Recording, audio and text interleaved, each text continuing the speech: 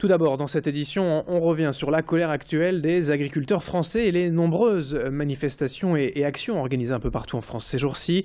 Dans la région et également, en cette nuit, sur l'A1, au niveau de l'échangeur de Seclin, les agriculteurs ont totalement bloqué l'autoroute vers Lille avant de lever le camp en début de matinée.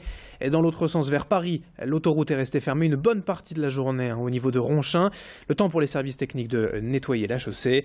De sérieux ralentissements, en tout cas, ont été constatés toute la journée vers Lille, sur l'A1 évidemment, mais aussi d'autres voies d'accès vers Lille, la 23, la 27, la 25 et les périphériques. Et pour rappel, les éleveurs bovins et producteurs de lait notamment disent ne plus supporter les charges élevées et qu'ils supportent également la baisse des prix de leur production. Ils réclament donc des aides supplémentaires de la part de l'État. Ce matin, une délégation régionale a été reçue par le préfet à Lille. À la sortie de cette réunion, les producteurs se sont dit satisfaits d'avoir ainsi été écoutés.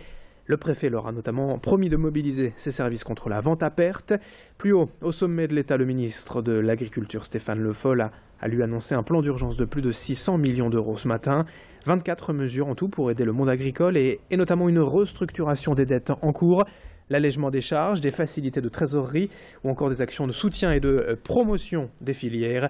Un plan salué par la FNSEA, le principal syndicat agricole, mais encore insuffisant aux yeux de certains. Les blocages devraient tout de même, sachez-le, être levés et cesser dans les jours à venir en France et dans la région. Idil Gunay était ce matin à la préfecture aux côtés des agriculteurs.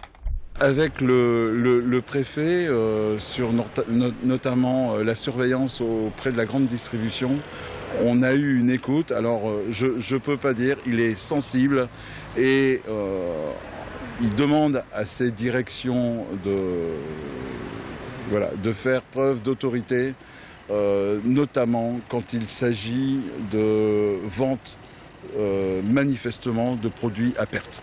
Ça on ne l'accepte plus.